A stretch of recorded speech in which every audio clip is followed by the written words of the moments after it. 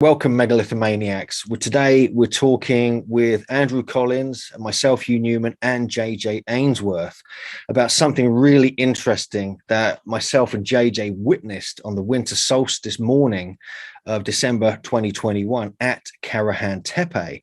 Now, as you know, Andrew and myself and JJ, we've been researching this for quite a long time. Andrew's been visiting Karahan Tepe since something like 2004. So he's been at the forefront of the research there. And we had this very, very interesting experience on December the 20th, 2021. And we witnessed about just under an hour after sunrise, this light phenomenon occurring at the site, which we're going to describe to you in detail. JJ will tell you a little bit about it. And one of the reasons we went there is because Andrew previously had discovered this summer solstice sunset alignment, which is virtually on the same alignment but going in opposite directions, much like we find at Stonehenge, but we actually find it at Karahan Tepe.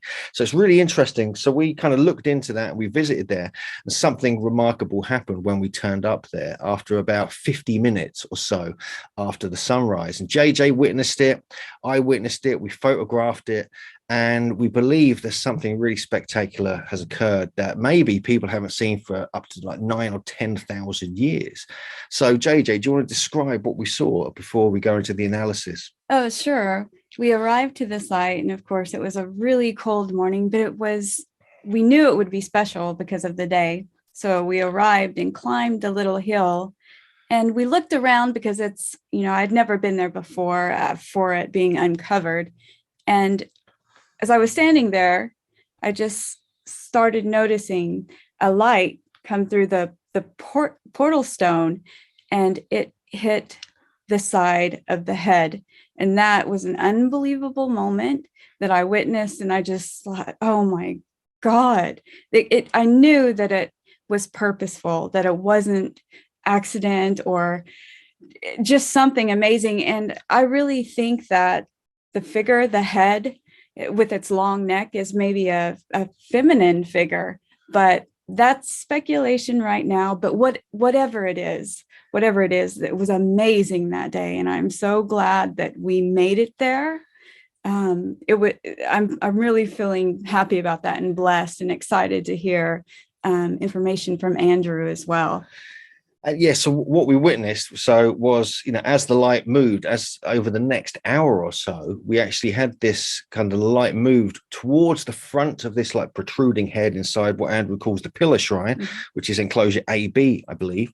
And it kind of started illuminating more of the face, and then the neck, which is like a serpentine neck. And then it completely went into darkness. And then a while later, as the sun rose above the portal, the top part of the head became illuminated. And we'll show you some images of this. We've written an article about it. We've done a video about the actual, actually at the site as well. And so quite a lot. So we've been debating, would it have been like that though when Karahan Tepe was built, many thousands of years ago? And this is where Andrew comes in, and we're going to introduce him in a second. But first off, we want to just mention the fact that we're going to be going to Karahan Tepe in September 2022. From the 4th to the 16th of September, we're doing a tour all around ancient Turkey because we're extremely excited about what we found there. The fact that Karahan Tepe is now being excavated, plus they're excavating more GÖBEKLI Tepe. All the Karahan Tepe artifacts are now on display in Şanlıurfa Museum. And there's so much more to see in that area. There's more sites being uncovered, as Andrew's going to talk about. So we gave all this information to Andrew, and him and Rodney Hall have been looking at it to see if actually this alignment is valid. It may work today, but did it work when Karahan Tepe was being constructed? So what did you come up with, Andrew?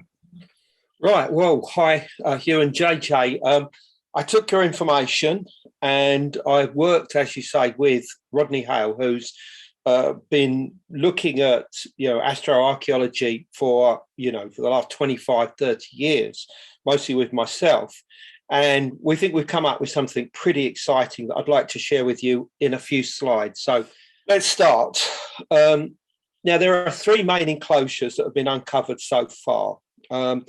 Structure AD, which is this elliptical shrine that you can see here. Now, that's got some incredible geometry, which I've talked about separately, but we won't go into that today. But it's linked via this porthole that's actually carved out of the rock with the second structure, which is structure AB, which I call the Pillars Shrine, because it contains in it these 11 pillars, which are carved out of the bedrock. One of them has been set into a pedestal, but the rest of them are all carved out of the bedrock and are set up in there. Now, as to what they represent, they could be ancestors, they could be the first gods, they could be something else, but there's definitely a link between the structure AD, the elliptical enclosure, and the Pillars Shrine. And then there's a third shrine, which is structure AA, which I call the Pit Shrine, because there's a huge, great pit in it. You can just see it on the top left here. Now, what Hugh and JJ discovered at the winter solstice on 2021 was the fact that the light of the sun, the first rays of the sun, not the first, but certainly after 50 minutes, would pass through the elliptical enclosure, go through the porthole and hit the head there. Now, we'll show some pictures of the head in a minute, but it would hit there. So this was happening in 2021 on the winter solstice, specifically the winter solstice. And of course, we know that there are many sites in the world that are aligned to very specific solstitial events, like, for instance, Newgrange, obviously, where the sun comes down a long chamber, long corridor into a chamber and illuminates certain carvings within there, which is something that happens every year on the winter solstice, and certainly has been going on since the construction of Newgrange since 3000 BC. So is this the case at Karahan? Can this go all the way back to 9000 BC, which is the suggested time frame of construction of this incredible monument? Well, firstly, Rodney Hall checked and double-checked the actual alignment, the actual azimuth of the alignment of the sun coming in. And that's 130 degrees. What I mean by that is that the sun is at 130 degrees in the sky, and its light is coming through the elliptical chamber, through the porthole, and hitting the head at that particular azimuth. So, having found that out, having established that, we then move on to the skies of 9000 BC. And what we can see is that, and I'm going to read this out because this is brand new stuff, I want to get this correct, that as seen from Karahan at the winter solstice, 9000 BC, the sun rises at azimuth 122 degrees at 7:40 a.m. The sun would then have reached azimuth 130 degrees. Remember, this is the angle between the porthole and the stonehead at 8:30, by which time it would have reached an altitude of 8 degrees, this occurring exactly 50 minutes after sunrise. So that's what's happening in 9000 BC, okay? But does this make the alignment that was seen by JJ and Hugh correct for this time period?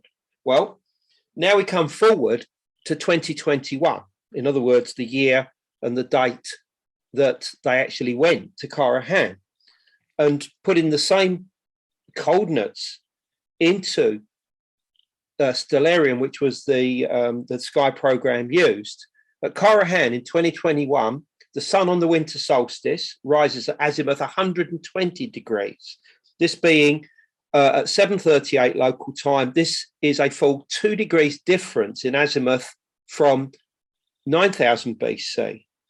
This is due to what's known as the obliquity of the ecliptic, right? And that changes the position of the sunrise over a period of about 41,000 years. But we don't need to go into that at the moment. But all you need to know is that it shifted the position that the sun rises further north from 9000 BC to 2021 in the Common Era. In other words, today. So at the winter solstice 2021, the sun reaches the azimuth 130 degrees. Again, this is the angle between the porthole and the stone edge at 8:42. So that would have been the time that JJ and who actually saw this. This being 60 minutes after sunrise. This today takes place at an altitude of 10 degrees.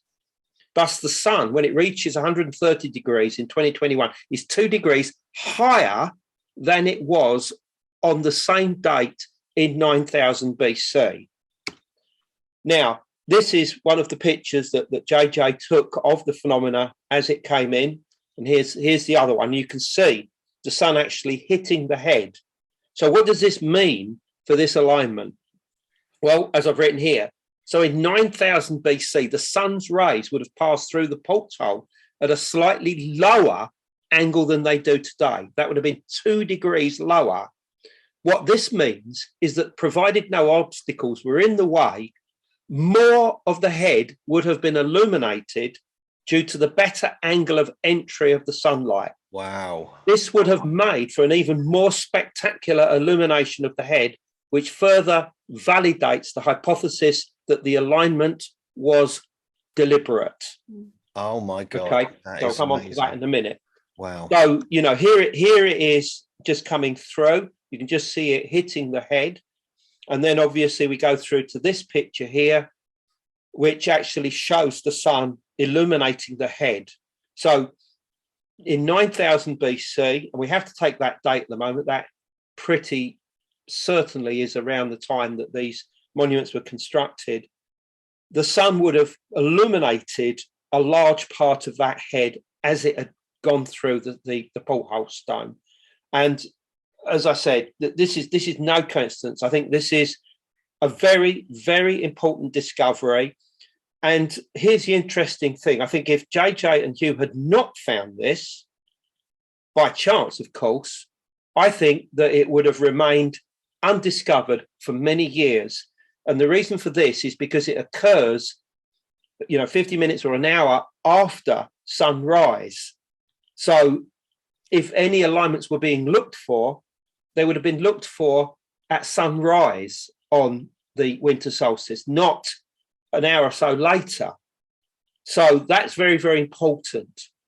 And what it tells us, and I mean, we'll come on to this in a moment, but is that the Karahan builders very specifically had a knowledge of celestial alignments as much as they did the construction of these extraordinary monuments, which involve everything from stone buttresses to thrones to perfectly geometrical elliptical enclosures.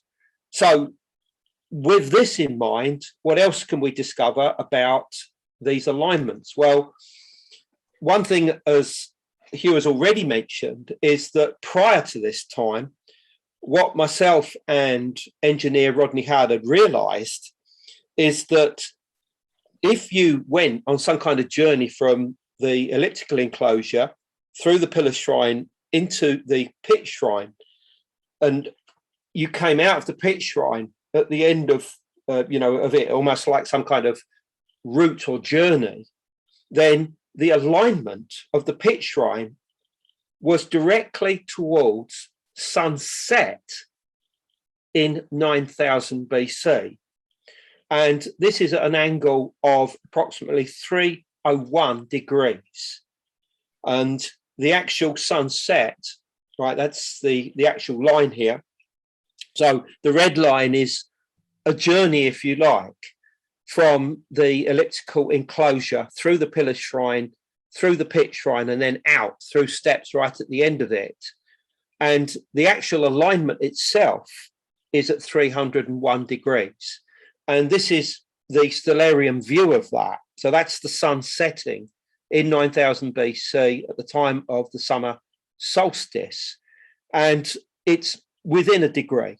I mean, it's obviously impossible to get it dead accurate, but it's within a degree. So this alone suggests that we are dealing with some kind of calendar based upon the solstices. The sun set at the time of midsummer and the sunrise at the time of the winter solstice.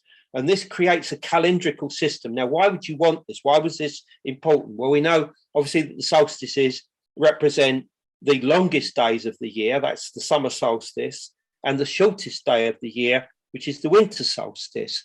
But there's more to it than that, because just 2 hours after the sun sets at the time of the summer solstice at 9000 BC, the Milky Way would have been seen at exactly the same spot, vertically climbing into the sky.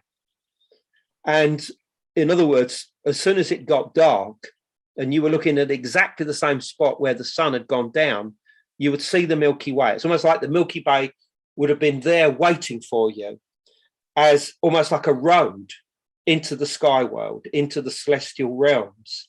And in other words, the sky world via the Milky Way was being locked into the alignments at this site very specifically. And the only reason for this is obviously for journeying, shamanic practices going into the sky world and connecting with the celestial realms and the gods, spirits, whatever it was that they were communicating with.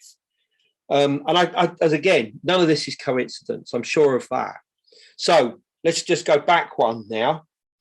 So obviously what JJ and Hugh discovered was a line that goes all the way through the elliptical enclosure, through the porthole, and hits the head. And almost on the same alignment, but just slightly askewed because of the timing, you have the summer solstice sunset, which you can see up here. And that hits, as we said, the sunset. So in other words, all of these three monuments are all part of this greater scheme of celestial alignments.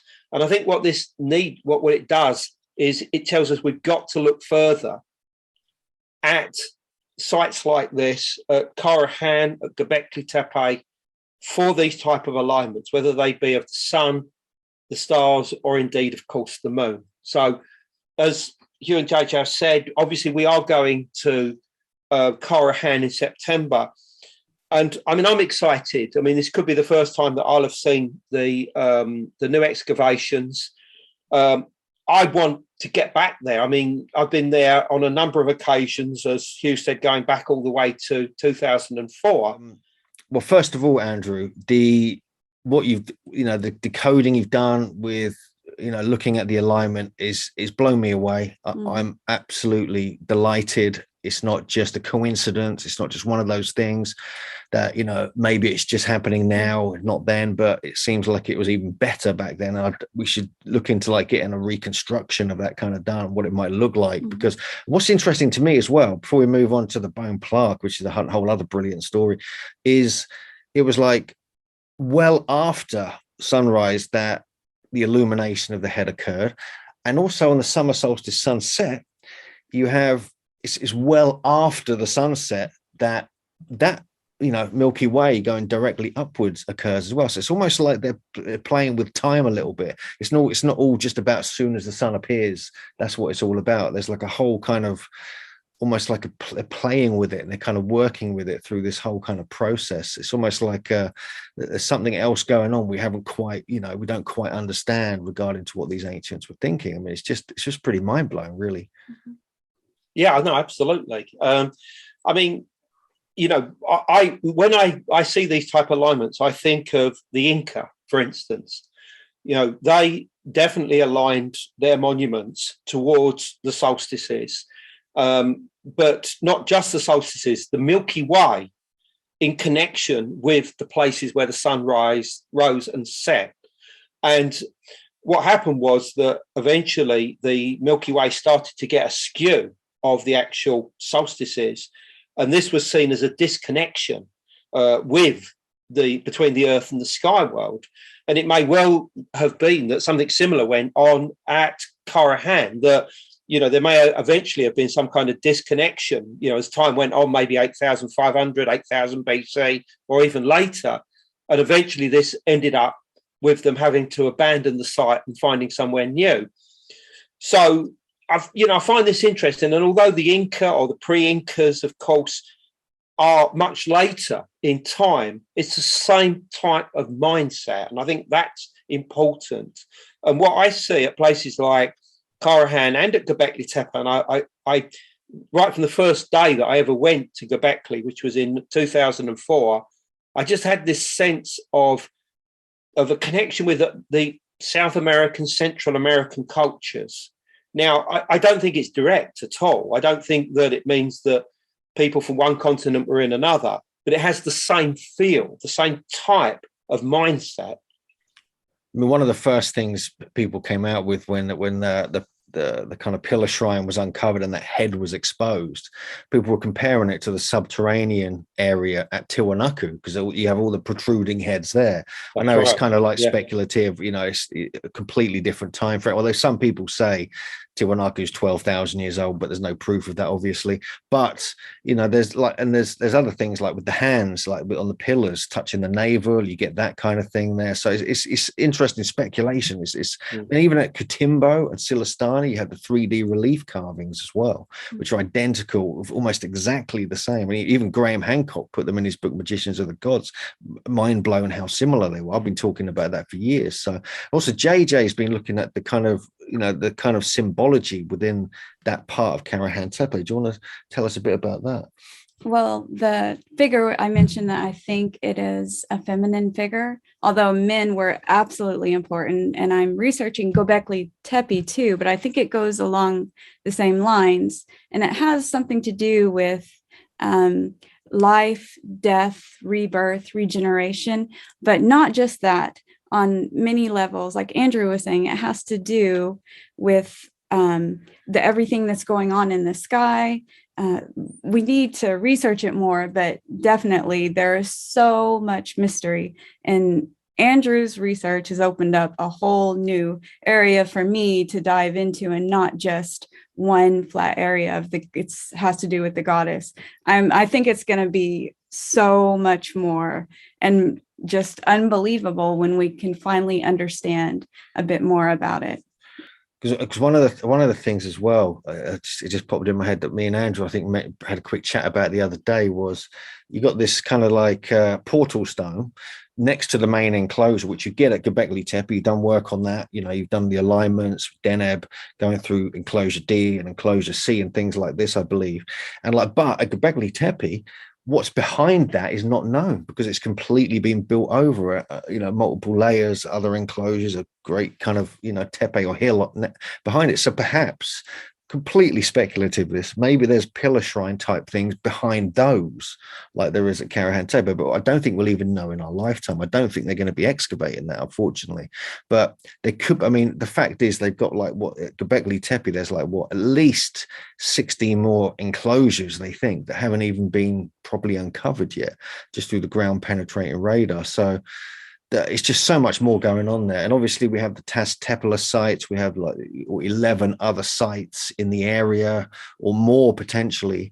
We try to actually look at a couple. We try to go to Sefer Tepe. We try to go to a couple of others, but they've kind of covered them over, so you can't really actually kind of get to them. But hopefully by September we'll be able to see some of them. Mm-hmm. Yeah. I mean, going back to what you said about the portholes, I mean, this was something that I noticed many years ago at GÖBEKLI, that there was this porthole stone at the rear of enclosure D. And yet the strange thing is that none of the archaeologists seem to be interested in it. They've not even given it a number. I mean, every other stone had its number, like pillar 43 or pillar 20, whatever, 22. And that one didn't have a number. And yet it clearly had carving on it, and it clearly had this hole, which was, about nearly a foot in diameter. And I thought, this is a soul hole. This is what, in megalithic terms, what you find in dolmens, various different parts of the world, that was used for the entrance and exit of souls. And as far as GÖBEKLI is concerned, I think that this would have been the soul either of the shaman falling into a trance and getting into a death trance, because, I mean, the death trances that they would have had could have killed them. They were probably, using very heavy hallucinogens, probably. I mean, maybe they got into an altered state through some other way. We're not totally sure. But anyway, they would have got into a death state, and that's the same type of state as when somebody dies and goes into the afterlife. The shaman's trying to do the same. They're trying to go into the afterlife, the place of the ancestors, the place of the celestial beings, or whatever. that's what I thought that porthole stone. Yes, obviously we found that it aligned to the bright star Deneb in the constellation of Cygnus. But then, of course, we find that there's another similar porthole stone in enclosure C, in exactly the same spot in the northwestern part of the enclosure. That one's broken in half, and we actually discovered that during one of our tours, if you remember rightly, because we were getting very excited about it and making everybody else very excited because we just didn't know it was there. We just noticed it. That one does have a number. I can't remember what it was. It's something like 63 or something like that, pillar 63. I mean, don't quote me on that. But in other words, there were two. And then another one was found in enclosure B, almost again in exactly the same position. Then another one in enclosure H, which is in the northwestern part of the Tepe itself, which they've been investigating over the last 10 years or so. And so you have these portholes always in the northwest, and that's exactly where it is at Karahan in the northwest. You have to see it from the perspective of the actual elliptical enclosure. So in other words, if you're at the south side of the elliptical enclosure and you look towards the porthole, it's essentially in the northwest to northwest, an area. So it's the same area. This was obviously part of a regular system of creating these enclosures to have a porthole roughly in that direction. But what's so important about that porthole at Karahan is that as far as the geometry of that particular enclosure is concerned, that porthole, if you continue that line through the pillar shrine, it eventually hits the second hill at Karahan, which is called GÖBEKLI Tepe, which is only about mile and a half away. I mean, it's quite close. You can walk to it in half an hour. And this is aligned perfectly also to the setting of the bright star Deneb in Cygnus as well. So we've not just got these beautiful solar alignments at Karahan, but we've also got stellar alignments, and those stellar alignments match exactly what is going on at Göbekli Tepe. It's pretty mind blowing. There's so much. There's so much more to be discovered. I mean, yeah, we mentioned these Tepe sites, which means stone hills. So basically, what's happening? People aren't aware that they've announced this at the end of September 2021 that they're going to be excavating a total of 12 sites. Obviously, Göbekli Tepe is still under investigation, as is Karahan Tepe.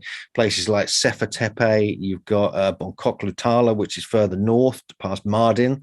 Kortik Tepe. You've got I think Anandya Hoyak.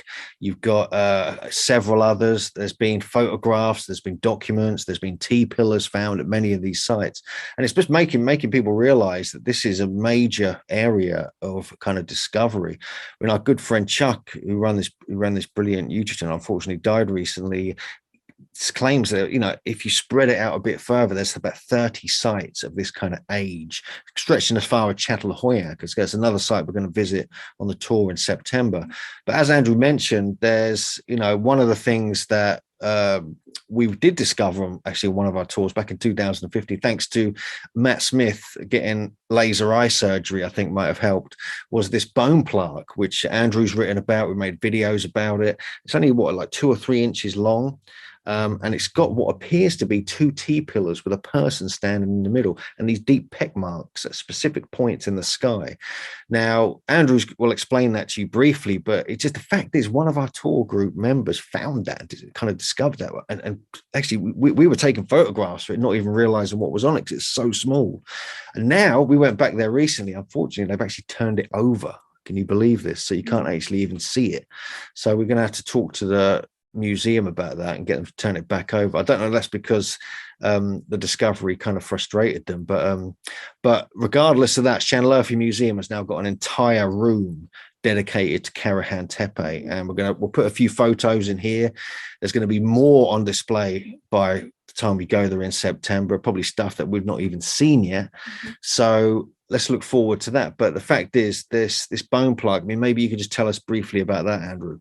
Yeah. I mean, obviously, as I said, a member of our group, the tour group, actually found it. And I mean, this just shows you that, you know, if you come along on these tours, this is a road of discovery all the way along, really. I mean, anything can happen during them. But the bone plaque is probably the most dramatic because, as I say, Matt Smith noticed that there were two T-pillars with a person between them, you know, nicely etched on it. He pointed it out to Hugh and myself, and Hugh, luckily, you know, had his camera ready and recorded our reaction and everything, and it's up online. And the important thing about this, and I only recently realised this, is that the elliptical shrine at Karahan, the actual pedestals are holes in which the T-pillars would have gone in the centre there, seem to suggest that the pillars would have been side on as opposed to edge on, like they are at Göbekli Tepe. Now, what I mean by that is that if you enter into the enclosures at Göbekli, you only see like the front edges of the T-pillars as you look up to them, the ones in the middle, you know, the huge great monoliths in the middle. But at Karahan, they are turned 90 degrees so that you see the side faces of them. Now, this is identical to what you have on that bone plaque. In other words, you look up and you see the sides of the T-pillars, and you can see the T actually above you, you know, looking down onto you, basically. And therefore, any arguments that anybody had that the bone plaque shows T-pillars in an unnatural, you know, state, and you've never found it like that before, that's now out the window. We now know that there were T-pillars that were side on as you enter into the actual enclosures. So, you know, this is more confirmation that the bone plaque is real. And unfortunately, the archaeologists, particularly the German archaeologists working at Göbekli, will not accept that that bone plaque shows T-pillars. In their opinion, it shows the feet of some animal like a lizard or something like that. I mean, it's really stupid. I'm sorry. You know, they've got to accept that amateurs like ourselves, and we are amateurs, can discover stuff like this, you know, and that story went viral. I mean, there were hundreds of you know, web pages about it. And I mean, it was an incredible discovery. And that's the sort of stuff that can happen basically on these tours. I mean, I can't believe they've turned it over. They've literally flipped it over. And I was trying to zoom in and get. I was like, "What? Hang on a sec, it's the wrong way round." So well, at least we do have some good photographs of it, so that's important. I mean, I'm gonna put a word. I will talk to some our friends in Sat Channel Earth and see if we can do something about that, because I think that's kind of strange. That's been done. But I mean, at the museum there as well, I mean, one of the big sort of highlights of this trip we're doing in September is the museum. It's incredible. I mean, they've got a complete reconstruction. Navali Chori, they've actually moved it stone by stone. Now it's underneath the waters because of the Ataturk Dam and so forth, which is another pre-pottery Neolithic site, a bit later than Göbekli Tepe. Even Klaus Schmidt was involved in that back in like the late 70s, early 80s and stuff like that. So it's you know, incredible place. So many pieces on display there, and so we do encourage, if anyone's interested, we just wanted to give you just a quick update of this Karahan Tepe discovery, what's been going on there, but also encourage you to join us in September, because this is like a unique trip. We're not only going to be down in, like, you know, the whole kind of southeast Turkey area. We're going to be visiting Hattusa, Alajuhoyak, where they've got these giant polygonal walls, much like we find in Peru.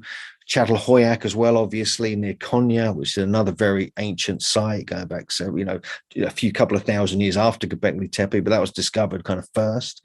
Much of the iconography there we find also at Göbekli Tepe, and many other sites. Cappadocia as well, obviously. Cappadocia, yeah, obviously, yeah. With and Derinkuyu, the underground kind of rooms that go on for multiple levels. You know, it's incredible sights you find out there. In fact, it's just some of the most incredible places. One thing I want to say about Derenkiyu in its relationship to Karahan.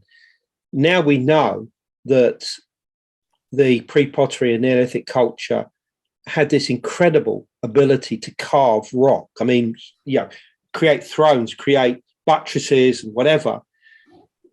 We now realize that quite a lot of carved, chambers and things like that have been dated to much later periods could be even older. So like Derenkiyu, it's long been speculated that parts of that underground city could go back to 10 to 12,000 years, maybe even more.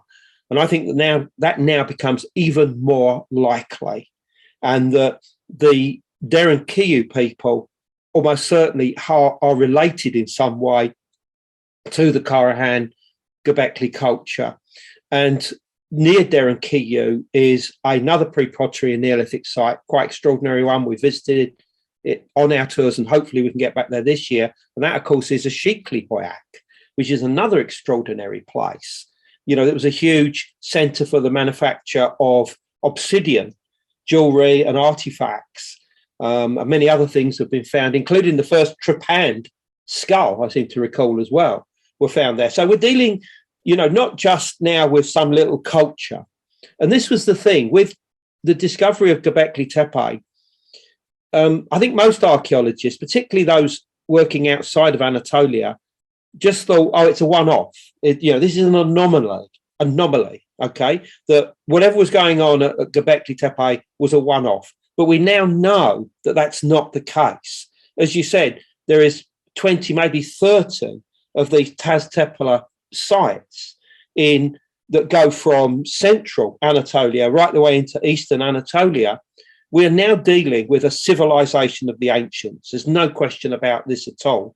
And this is an incredibly advanced culture that ends up being remembered as the Anunnaki of Sumerian and Babylonian tradition, and the Watchers, the Nephilim of Hebrew tradition, and probably the Immortals of Persian, Iranian tradition as well. All of which, obviously, I talked about many, many years ago in a book called From the Ashes of Angels, basically saying that I think that these are the memory of some kind of high culture that existed in southeast Turkey. And, now we know that was the case. Yeah, it's a pretty incredible place, that whole area. I mean, we did a huge road trip there just a few weeks ago when we were exploring, and that it's just ridiculous how many sites there are, how many hypogeum type caves. Even on the south coast, you have polygonal walls like you get at El Hoyak. You get these giant castles, you get rock cut tombs everywhere you go. And I just get a feeling there's with what they're going to uncover. I mean, just the fact that Göbekli Tepe is barely touched. There could be like remarkable things like we're finding at Karahan Tepe, like hypogeum type things just there. And so it just amazes me how much work it takes and how long it takes just to uncover a couple of these enclosures, because it's been so heavily covered over with hundreds of thousands of tons of rock and earth. It's just so hopefully there'll be more to see in September when we're all going to go there. So let's wait and see what happens there. So Andrew, thanks for that analysis you've done, that research on that alignment we spotted a few weeks ago. I'm absolutely blown away by that, and just have the verification that it's actually kind of valid at the time Karahan Tepe was thought to have been built is even more mind-blowing. And so we hope we can, actually go back. I mean, it'd be very smart to go back there at different times of year, see what else is going on, because maybe there's more, maybe other things occur. And thankfully that head's still protruding out of that rock that could have easily got broken off if it wasn't carefully covered over, things like that. Other sites get completely kind of damaged and destroyed. So this covering over of the sites, obviously a whole other mystery, but it protects them and enables future generations to appreciate them like we are now. So thanks, Andrew. Thanks, JJ. Right. And hopefully we'll see everybody in September. Before. And of course, obviously before that, you've got Megalithomania, where we're going to be talking about all this sort of stuff. Yeah, that's right. That's happening in May. 7th What and date 8th. is it? Yeah, 7th and 8th of May in Glastonbury. We'll all be there doing lectures, a whole bunch of other amazing speakers. Professor Timothy Darville and many others are going to be looking at different aspects of the ancients, but we're all going to be focusing on this kind of stuff because there's some real revelations have occurred. So thanks everyone for listening. Thanks, JJ. Thanks, Andrew. And we'll see you next time.